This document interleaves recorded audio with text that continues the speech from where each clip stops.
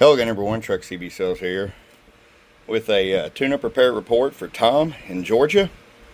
Tom, we got you ready to go on his 2995DXHP. You sent it in to me. You had added an LED light right here in the speaker jack, and when you unhooked the wires, you'd lost your receive, so we got that fixed for you.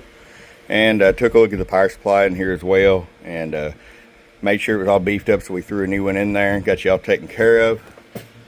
250 watt slug. There's 5 all the way down, 60 all the way up. Show you average power swing. Low, about 140 bird average, 500 watt slug and peak. Low, 300 PEP. All right, man, we're gonna get it out to you, bud. Thank you, Tom, from your friend Truck at truckcbsales.com. Bum, bum.